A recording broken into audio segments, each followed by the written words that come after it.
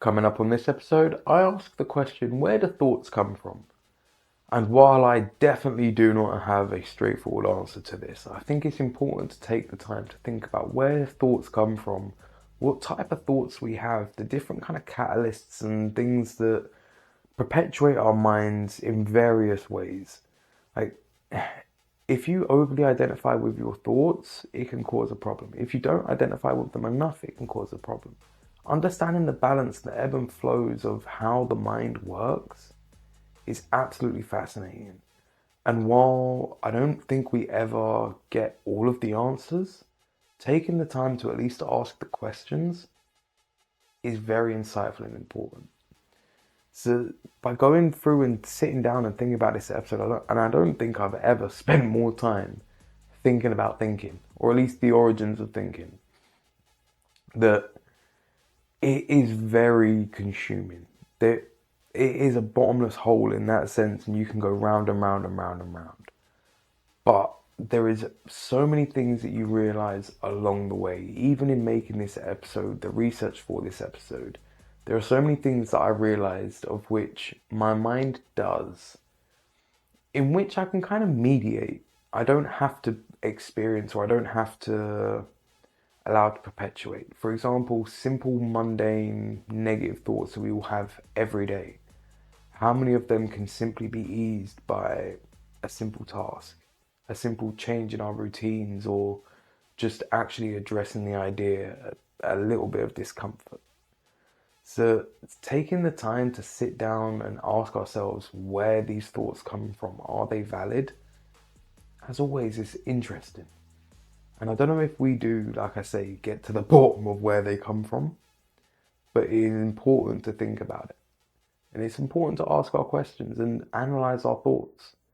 If we don't, I think we just get consumed and a bit lost in life. So sit with me as I go round and round in circles thinking about thinking. Let's go get into it.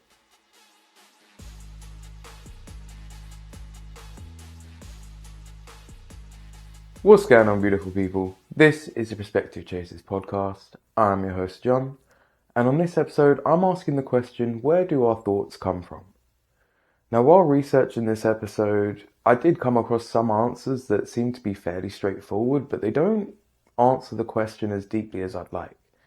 The surface answer seems to be a combination of your subconscious and potentially evolutionary memories, I think, or evolutionary thoughts and characteristics that we have through our DNA, kind of like how elephants pass information of watering holes through their DNA.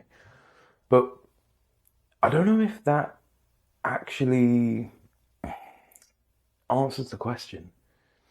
But even if you look into the aspect of like how many of our thoughts are negative opposed to positive, 80% of our thoughts, they claim, are negative.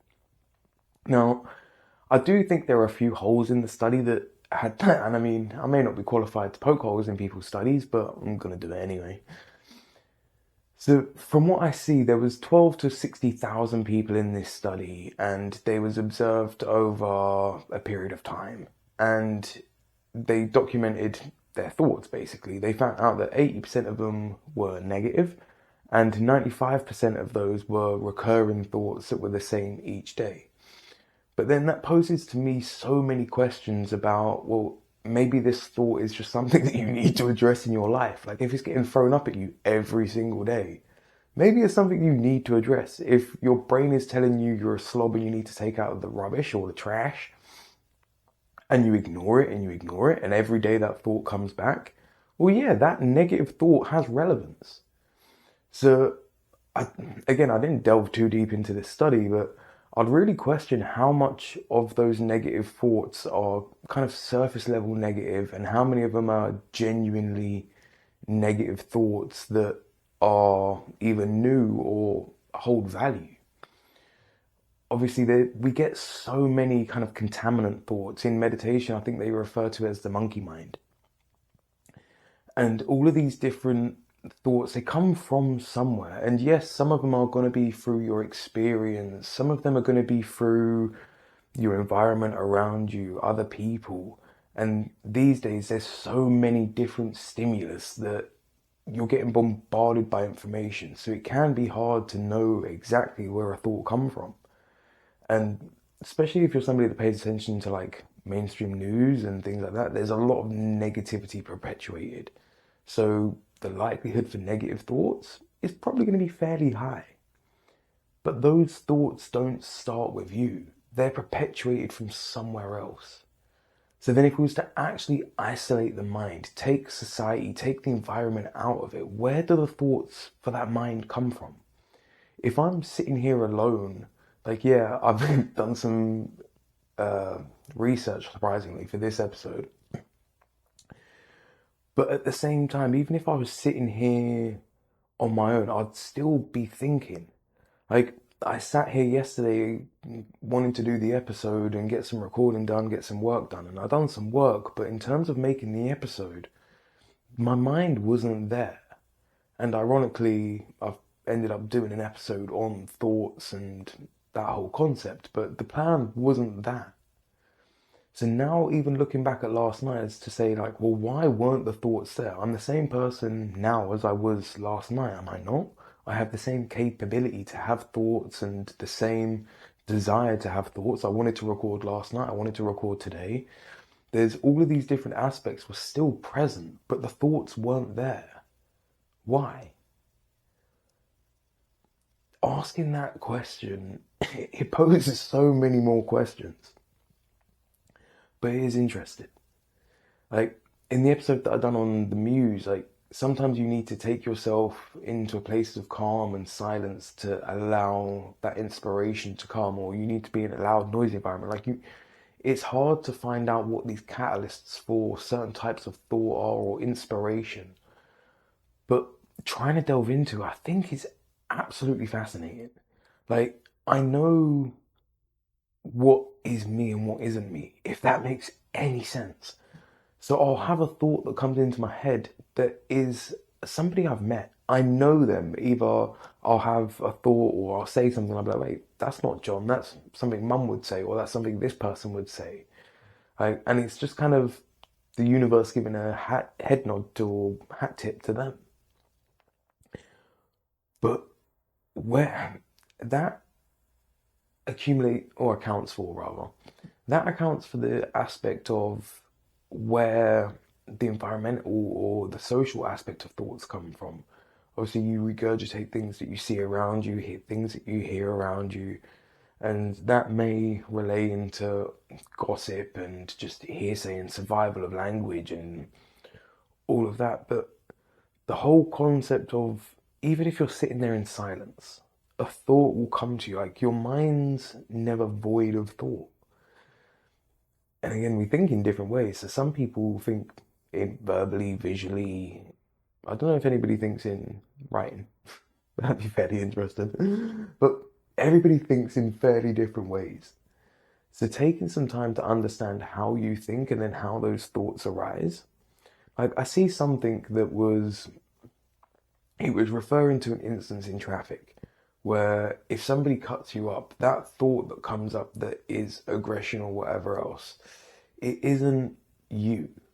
That thought relates to something else and it's bringing up that emotion within you or correlating to something else. But at the same time, especially in that instance, sometimes somebody's just done something bang out. Like, damn it, wrong word. Somebody's done something bang out of order, but somebody's done something that has wronged you in that sense. So now, if somebody walks past and deliberately steps on your toe, are you not meant to be annoyed? Well, of course, that you know that person done that with intention.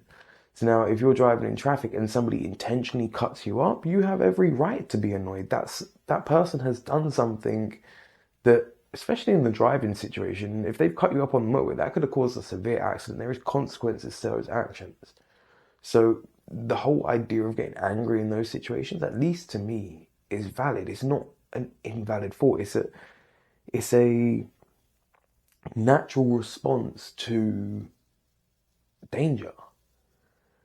Like, when you're thinking about these negative thoughts, I wonder really and truly how many of them are surface level and how many of them are actually valid. Like, even if you look at the negative thoughts about yourself, sometimes I'll have not sometimes, a lot of the time I'll have negative thoughts about myself. But then you ask yourself the question, is this valid? Or if you have a little bit of insight and a bit of patience with yourself, you do. So, and it's not easy. Sometimes the criticisms are more than valid, and I have to take a long, hard look at myself and adjust accordingly. And if I don't, guess what? Those thoughts perpetuate. But it's not to say that thought isn't valid.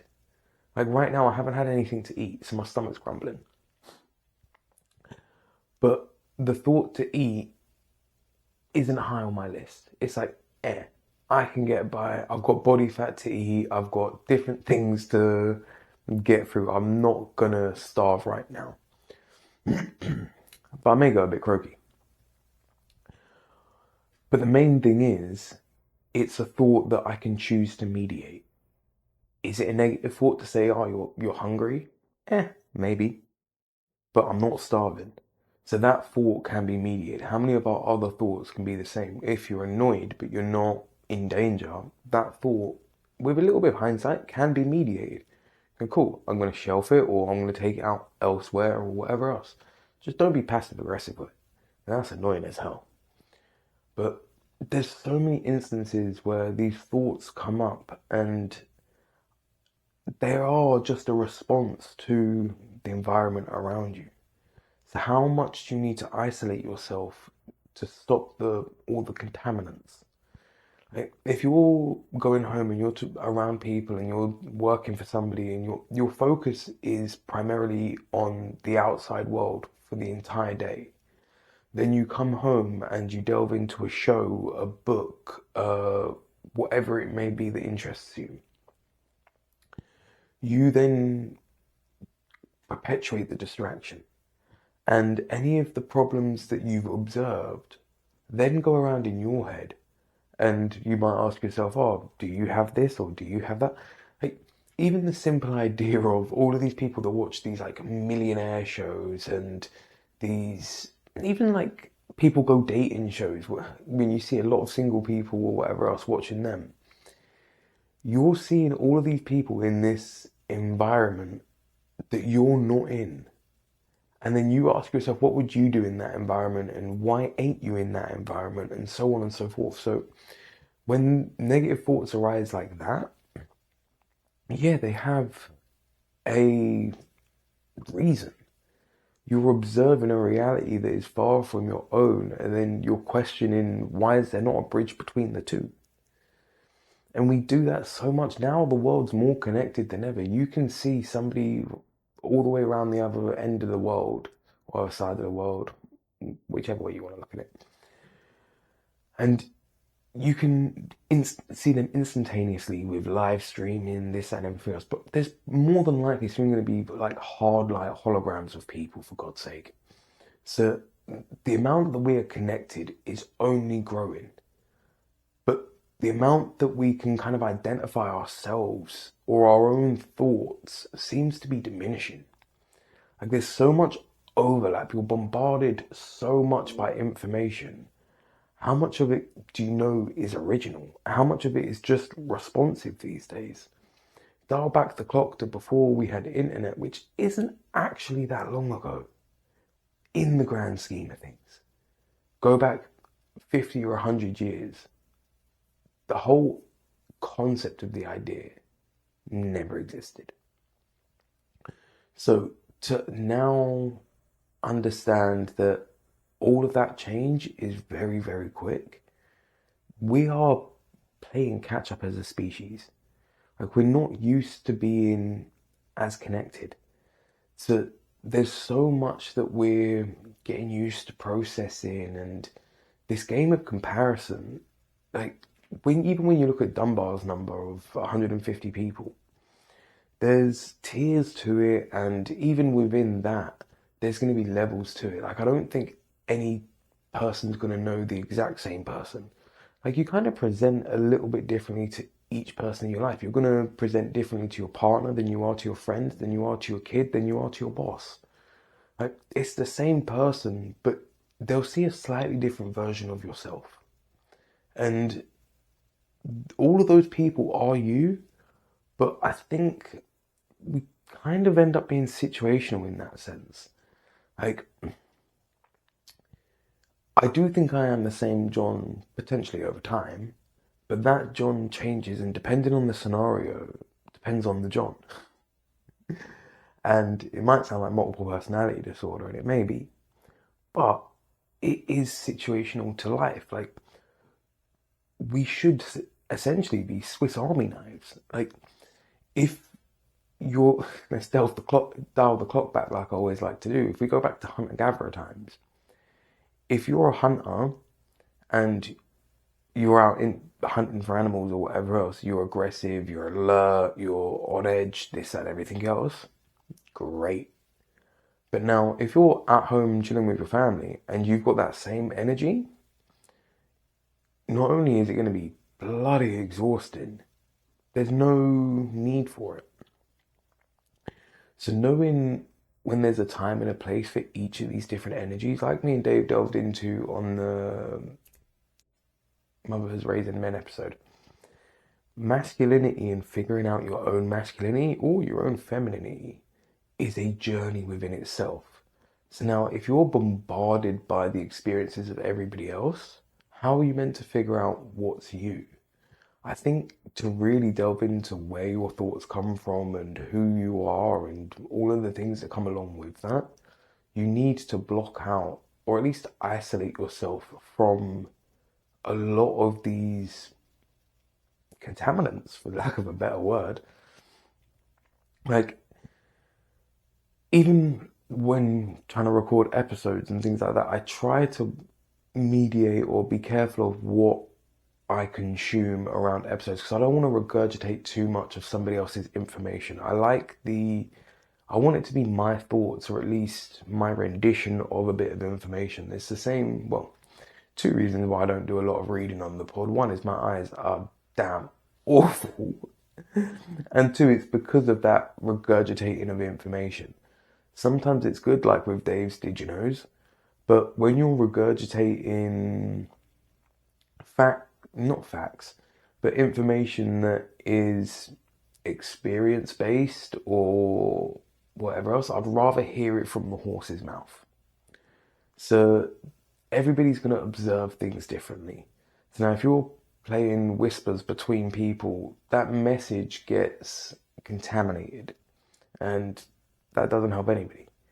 Like, what's the point in listening to the story if it's changed 100 degrees from when it was first experienced?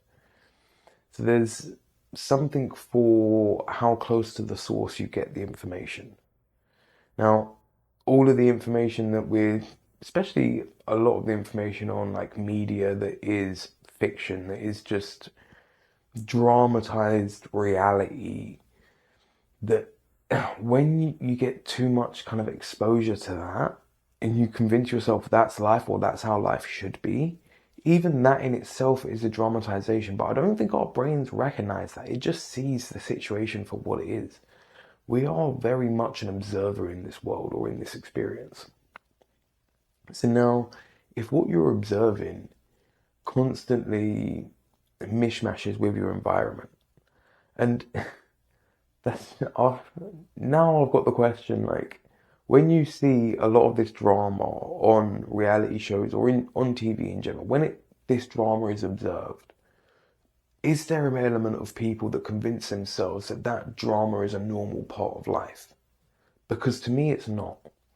Like, to have regular arguments with your spouse and to always be at ends or something dramatic going on, that's not life to me. Like, that's not enjoyable to me.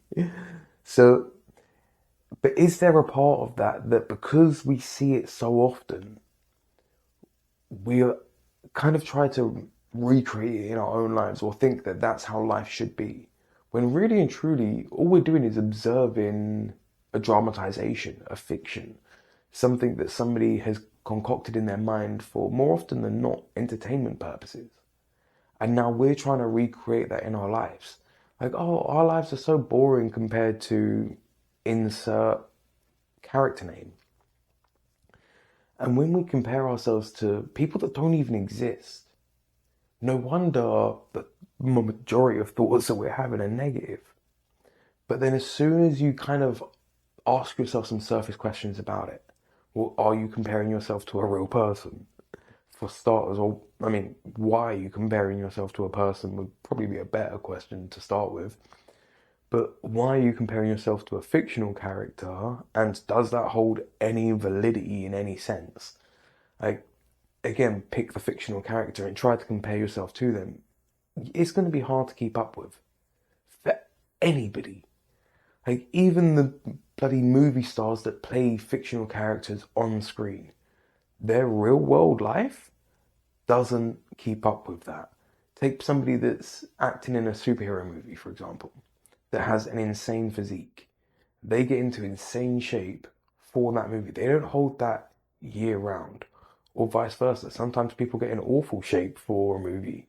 Like, the things that people do to their bodies and to their minds in a lot of situations to get into a sense of a role to play a character, they go extreme, but they're not for a long time. It's to get into that role and to understand that character more.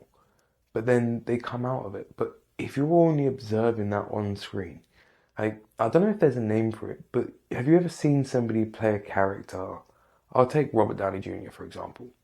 No matter what you see him in, he's Iron Man. At least he is to me. Or, oh, I'm not going to rattle off names because I'm going to end up flopping, but you get the picture.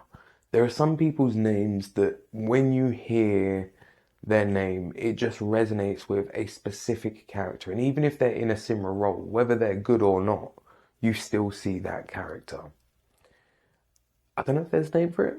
It's an interesting thought where our mind just locks in that person. But then, even that, like, is the true you the response to the thoughts that you have or the ones that you select? Because there are so many thoughts that go through, lack of a better word, the ether or your brain. That is it more defining of you the ones that you pick or the ones that you ignore?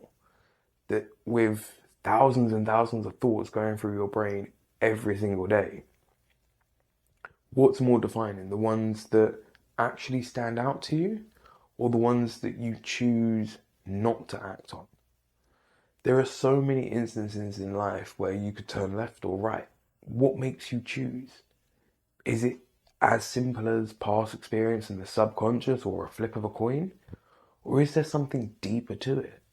Are we acting out a story? Are we fictional characters in our own right?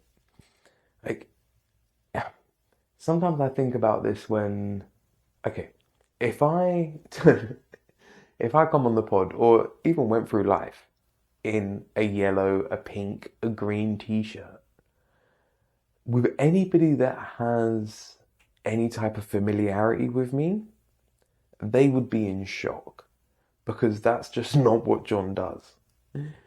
And is that simply because I'm trying to stay true to this character? I could just as easily as I put on a black t-shirt or a white t-shirt, put on a t-shirt of colour. But it doesn't feel like me.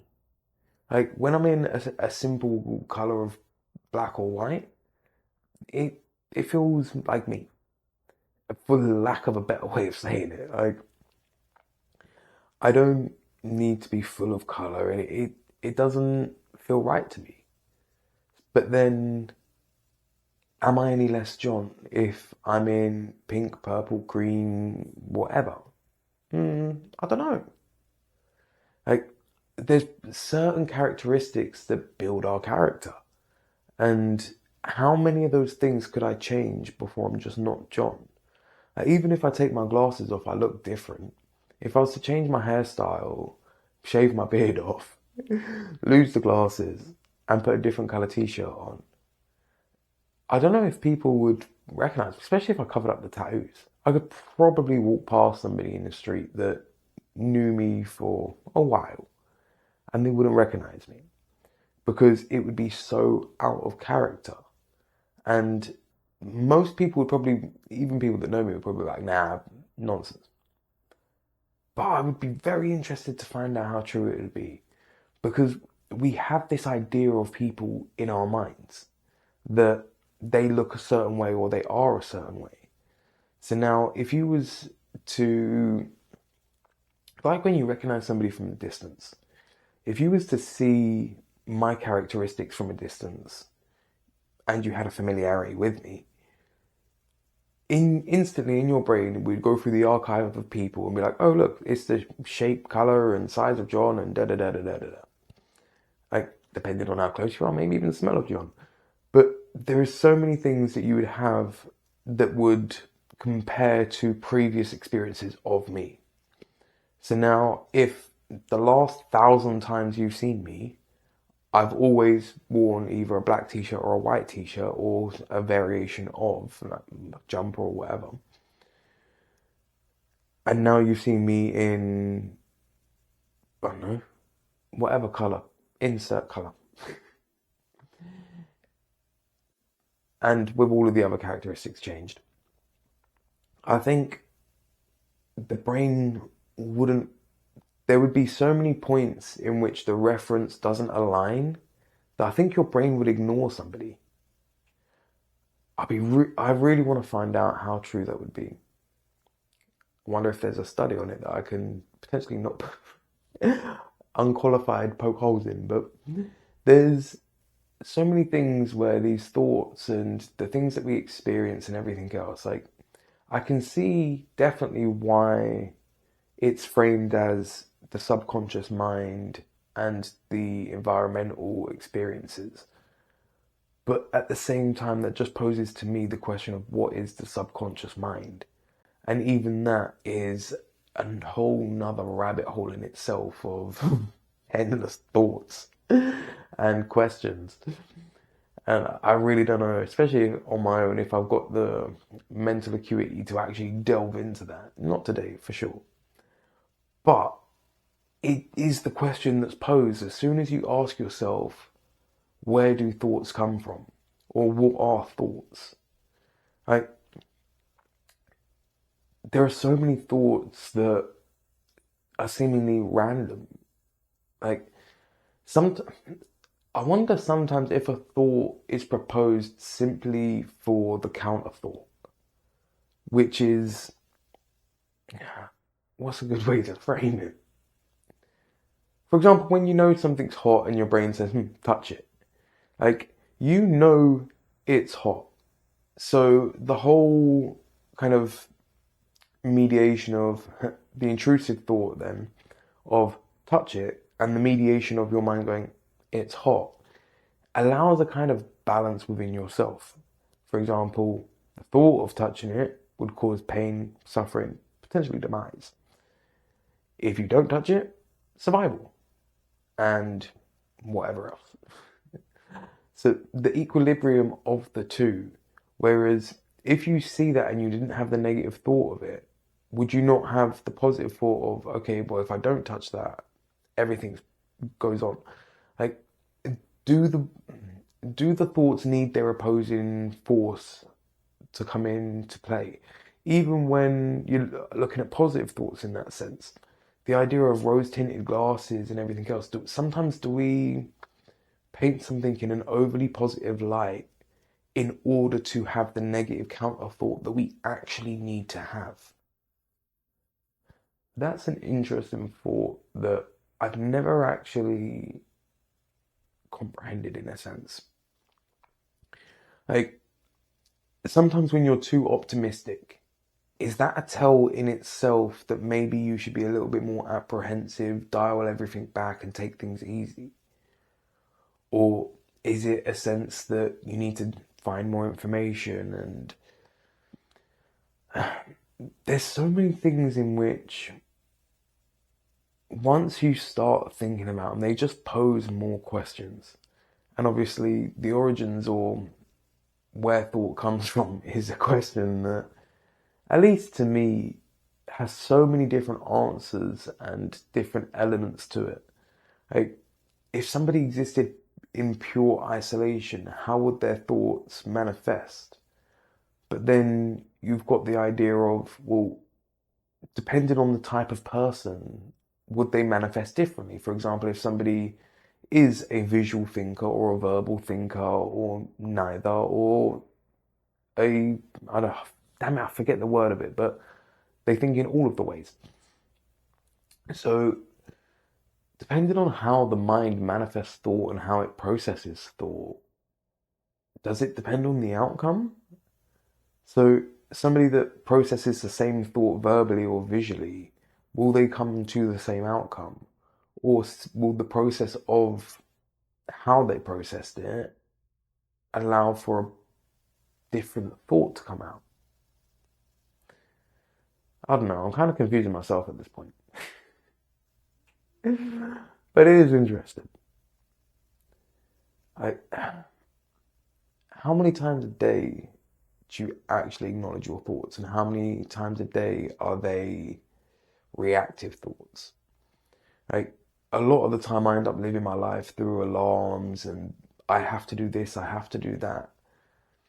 Is that an actual thought, or is it something a little bit different? Like, that's, if anything, just a regurgitation of an action. It's not some, like here, when I'm sitting there down thinking about life and thinking about thought and da da da da da da da. To me, that's thinking. Like, the silence and the spluttering and splurting, to me, that's the mind trying to clunk and grind through different thoughts and ideas. That is thinking, that is thought. When I'm responsive, when I'm going through my day to day, I refer to that a lot more as an autopilot. I don't think that's thought. Or it's a type of thought, but it's not conscious thought. Well, it is conscious thought, but it's responsive. So there's a lot of life that is going to be responsive. Now, if you manage to take all of that out of the equation, how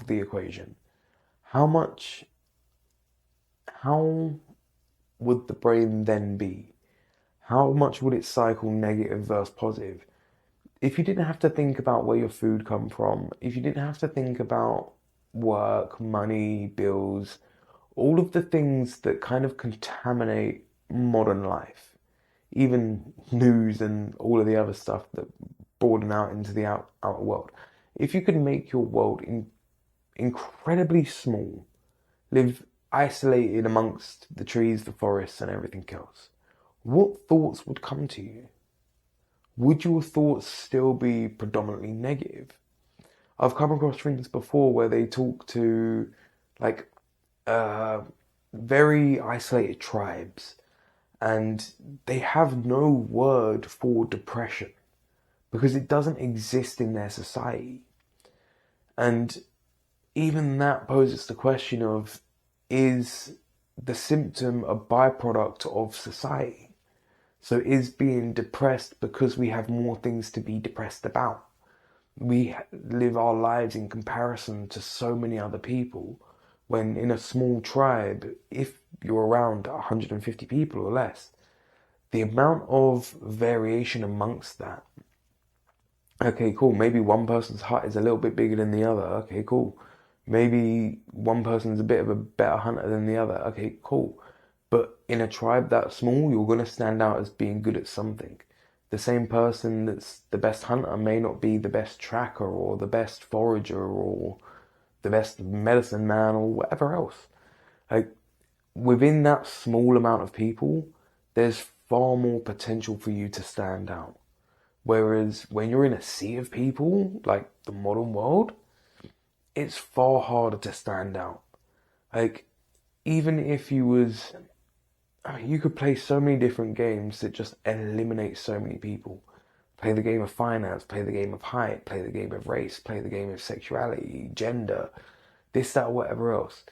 There's so many things where you could eliminate different areas of society, the world, and just each one of those catalysts will have with it its own bunch of thoughts, its own interpretation of the world around it, its own experiences. Every one of us does.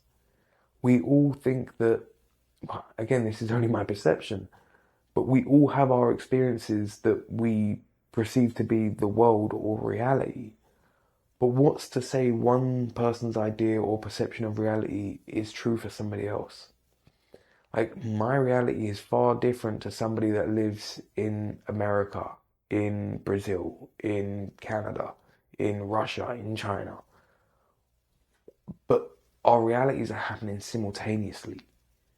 Is one reality any less real to the other? Like, my reality is still happening independent to everybody else's. Everybody else's reality is still happening independently to mine. But there are things happening that shape our realities differently. I have a different idea of the world than other people, and other people have a different idea of the world than me. There'll be, but what's to say which one is right? Which one is the real world? Is there a real world? If we all have a different idea of what is and what could be, what actually is, what is the truth, and how the hell do you find out? Just like with thoughts, how can you simplify? And this brings me back to the thought of the kind of isolation tank, and it's something that I'd love to do. But then how much time do you spend in it before all of those contaminants are gone away? Like, there's an idea of cookie theory in terms of diets and things like that, where it's, if you give somebody the rule that they cannot have any cookies, they will think about having cookies constantly. Whereas if you say to somebody, have as many cookies as you want, eat to your heart's content, they tend to take a kind of front load tactic where they may eat loads at first, but then it tends to taper off because there's no scarcity in that. They know if they want it, it's there. Or they overindulge in the first place, and then they've had so much, they kind of scratch that itch and then some. So then they leave it alone. Whereas if you constantly tell yourself you can't have, you can't have, you can't have, you constantly want. And there's so many instances in which we kind of do that perpetual cycle through life. Like, how many people work in a stressful job all week to just party at the weekend to forget about the stressful week that they've just had, and then to repeat the cycle again? And you might have some fun stories and some memories along the way, but unless you actually want to be in that cycle, unless you're choosing to be in that, is it not just an autopilot kind of rhythm of life? I think we all get stuck in them. I've been stuck in them. I still get stuck in them. There's so many aspects where we just kind of do because we've done. And I think that causes so much stagnation, which ain't good for you. It definitely ain't good for me.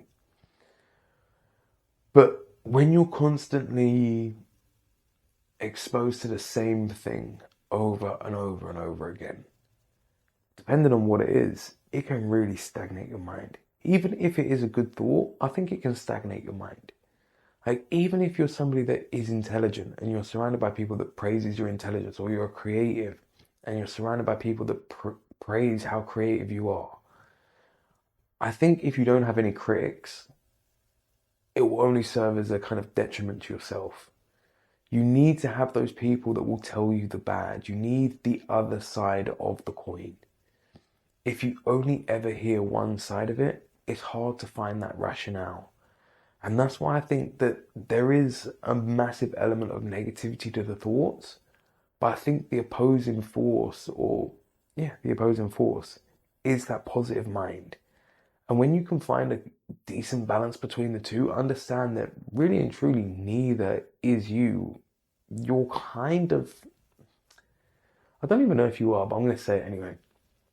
You're kind of the product of the two's kind of battle in the middle. And I want to say the kind of homeostasis that the two combine, but I doubt they ever truly create homeostasis. Like, when you're hungry, you're driven to get food and you want to do things. So your body's going to perform a little bit better, but it's going to perform better outwardly. It's not going to be performing its best in terms of digestion and this, that, and everything else. And vice versa. When you're digesting food, your body's not going to perform at its best in terms of performance. So how much of it is the same in your mind. Like when your mind is in a negative mindset, it's not processing or rationalizing everything truly. And same same can be said when it's overly positive. So you need that constant back and forth, the opposing forces, to find that homeostasis in between where you can go, okay, cool. This is me, for example. When even thinking back to the ideas of t-shirt, if I put on a different color t-shirt, it would take me so long to feel like myself, and it's something that I may want to try now, just as a little bit of self-experimentation. But yeah, I think in order to see if somebody wouldn't recognize me, I'd need to drastically change my looks. But I don't want to do that. But it would be fun. If it was reversible, quickly reversible anyway. Uh, there's so many instances where like intrusive thoughts come up and tangents. I mean, I'm guilty of those all the time. I've gone on countless through this episode, and this kind of is one. But there's so many times when like thoughts just kind of jump into your head, and is it a sense of this is more immediate, or is it just everything is free flow? Like even the more I'm trying to rationalize this and think about it, there doesn't seem to be any rationale to it, because at least in my mind, sometimes I'll be on a coherent train of thought and I'll be going through one idea after the other. But then something completely random will come up and I can't ignore it. And is it because of it being so random that I can't ignore it? Like, I mean, probably. But then at the same time, why am I not just staying on the same train? Like, sometimes you do just get bored, and I guess it's the spice of life. But sometimes when your mind just goes off track, I wonder if it's just it needing that reset of cool. Like if you was doing physical exercise, if you was running and you could feel that you was breathing heavy and you could feel the effects of that strain, you'd need to take a minute to catch your breath. And I wonder if the contaminant thoughts in that sense are that your brain catching its breath. If every so often it needs that palate cleanser thought of something a little bit ridiculous or a little bit out there or just a little bit off topic, so that it can reset itself and kind of re-solidify some ideas. Because, I mean, even then, I'm like, is your brain void of thought? And I went to obviously freeze and stutter about getting a word out, but even that in itself, there was thoughts going on, they just wasn't clarified. And there's so many instances in life where sometimes I've said something often I've said something before I've even realised what I'm going to say. And it gets me in trouble when I'm feeling a little bit cheeky and end up insulting people or whatever else. Which I try to do a lot less these days. Like I said in previous episodes, I seem to be more pacifist or more, I can't be bothered with the drama. So I just, eh. But there was a time in my life that I would say the most heinous and most ridiculous things to people. And I would get away with it because I was just joking. And I would say it with a smile on my face. And if they were genuinely offended or hurt by whatever I said, I would genuinely apologize because it was never my intention.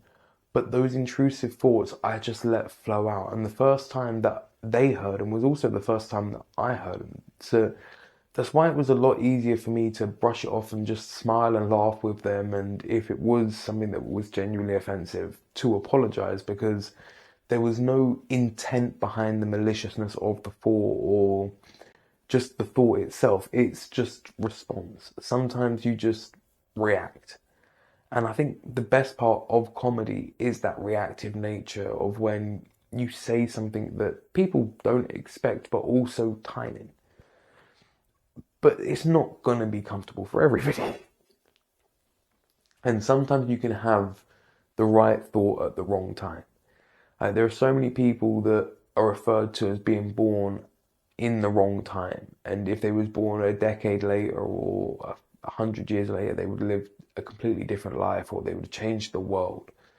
And while that is true, how many of those people were needed to be in their place for those thoughts to occur. If our thoughts are responsive of our environment, our situation, and everything else, how much is it that it has to be a specific catalyst of events, things, in order to create said person? And once said person is created, their experiences, no matter how you mix them in the kind of recipe of life, they will make that person, that life event, that story. And I think we all have our own story to make. But where that story comes from is elusive to, I think, everyone. I don't know what makes us write the stories that we do. I don't know if we ever will figure it out. Whether it's just a combination of experience and environment and ancestry or regurgitation of a combination of everything, or if there is any kind of original thoughts and originality to any of this. Like, how much of this is we're doing it because it's been done before? How much of it is true experimentation? And some of this is going to be a byproduct of people not wanting change and this, that, and everything else. But eventually, you've got to get out of that loop. How many times can you have the same thought over and over and over again before you're like, I need to have a different thought? And I think society in the world is kind of having that now. Or a lot of people in society and in the world are. Where it's like, well, we've been doing it wrong for so long, we need to do something different that is something right. And they may not necessarily know what that is at the time, but they know what's going on isn't right and it isn't for them and they don't want to be a part of it. So they're looking for other ways. And simply by probing around, even if you're not qualified to be probing around, sometimes that's how you find the ideas. By admitting that you don't know what you're doing, but allowing them to come to you and not ignoring them. And many people refer to ideas as being living things. And I think there is an element of that to them where they kind of roam about through the ether, through life. That there's going to be instances in which completely different experiences come to the same conclusion or the same idea. And you can call it destiny or divine intervention or whatever you may be. It could just simply be coincidence. Whatever you want to call it, it's a possibility.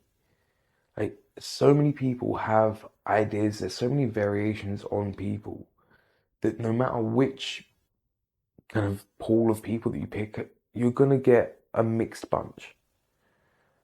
And having that mixed bunch creates for a variety, which I think life needs. Like, if we was all the same cookie cutter person, if we was all hunters, nobody's going to gather. Nobody's going to make the home. Nobody's going to make the fire. Nobody's going to protect the camp. Like, some people have to stay back. Not everybody needs to be a warrior. Life needs these different types of people. So if we're all contaminated by each other's way of thinking or way of understanding the world, how long before we do ourselves a disservice and we suffer as a consequence of it? Like, I don't think there's anything good that can come from just constantly regurgitating the same thought. I mean, depends on the thought upon thinking about it. Because instantly I was like, what about if you spend years and years contemplating a mathematical problem and eventually solve it? And in that sense, it might do some good. But, so there's going to be elements, like with anything, that you can find a situation where it's applicable. But on the grand scheme of things, I think there's only so long that you can sit with a thought before it becomes negative or toxic or a detriment to yourself. So the thoughts, where do they come from? I still don't know, even after sitting here trying to think about it for God knows how long. But I think the product of them, or their purpose, is to find a level of mediation in ourselves. Like, if you take the time to sit with the thoughts and ask yourself where they come from, there is a deeper level of understanding that you can gain. And I know for myself it's been hard, even recently, to sit with some of the thoughts or some of the criticisms that I've had of myself. And I'm still trying to unpack them and understand them on a deeper level. But it's interesting, and I think I'll grow, and I hope I'll grow on the back end of it. It's definitely interesting and more valuable than kind of fobbing the idea off and just going, it's not worth thinking about. Because if the thought's been held on to, it's probably worth thinking about. And I held off on saying if the thought's been had is worth thinking about, because again, the idea of the monkey mind, just because the thoughts come into your head, I mean, I've had hella intrusive thoughts before. I've been driving down the motorway and just gone, if you just the steering wheel, you could just under the lorry wheels and that's life done. It's not to say that I wanted to do that at that time, but it was a possibility. So if I wanted to survive on the grand scheme of things, at least my mind had to comprehend all of the possibilities at that time. And even thinking about that, I remember an experience when I was driving down the road and that almost happened without me having that thought. A lorry nearly swerved into my lane, driving over my bonnet and causing an awful crash, but never did, thankfully. So was that my mind regurgitating that and saying like, hey, this thing that nearly happened to you unwillingly, you could make happen willingly, and although it's awful, it could still happen. I don't know. But regardless, I come away from that going, I don't want to find out. So sometimes I think we do have these thoughts for opposing reasons. Sometimes it's so you hit the ball back and be like, nah, I don't want to have that thought. And sometimes it's so you kind of sit with it and think about it and unpack it. And the more time you spend doing this, I think the better you get at it. But I think it's the same as trying to understand where dreams come from, in a sense. Like, thoughts and dreams probably have some commonality between their originality or where they originate from. And I don't know the both answer to both would probably be the subconscious mind or some form of. But then where does the subconscious mind come from? That's like saying, where does the best food in the world come from? And you name a restaurant. But then, okay, but where does that restaurant source their food from? Because they may cook it and prepare it, but that's not where it comes from. That's somewhere that perpetuates it. So again, if the subconscious mind is perpetuating these energies, these electrical impulses and firing of neurons, where does the information that resides within those electrical impulses come from? I really do not know, and it's interesting to think about, but I don't know if there is one particular place that they would originate, like if there's a swirling pool of thoughts. My mind's just gone to the image of Scooby-Doo when all you have the swirling pool of thoughts and they're trying to pull out all the different faces. Again, why has that thought popped into my head? I haven't watched that movie for years and years and years and years. It's been referenced to me recently, so maybe that's why. But then, was it the imagery? What was it that made my mind throw that thought up? I have no idea, but it did. And I could either acknowledge it or ignore it. And that's the thing, like, when you choose to not acknowledge or ignore a thought, that is a conscious decision. And the more conscious decisions that you make, but that's like a referee of a fight. That's like if you have positive and negative in a ring. You got positive in left corner, negative in right corner, and you're the referee going, whoa, too far, like low blow or whatever. Like, again, I'm never one for the sports references, but I try. There's so many instances in which you're the kind of mediator of your brain. But is that actually you?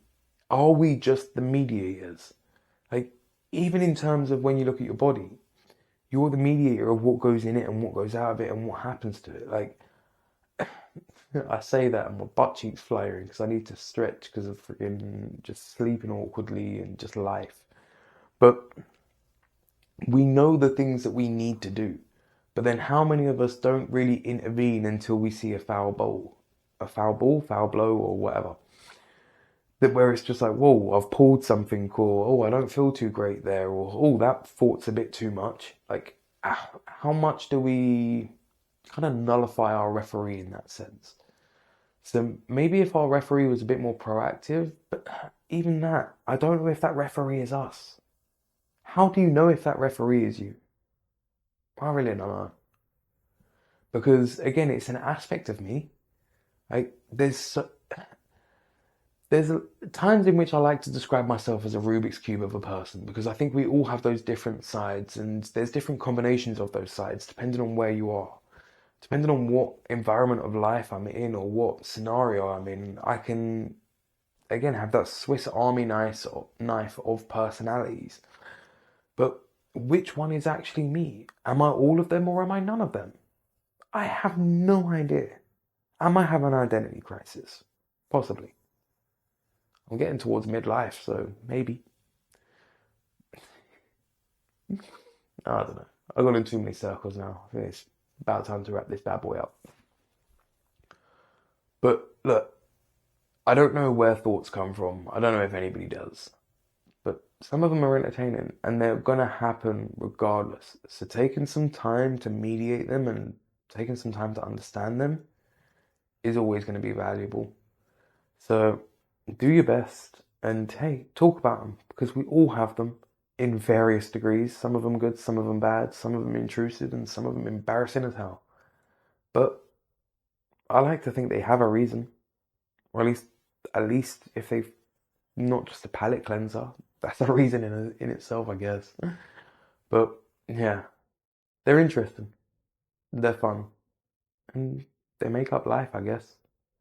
There was something that I see that was saying nothing exists that wasn't first a thought.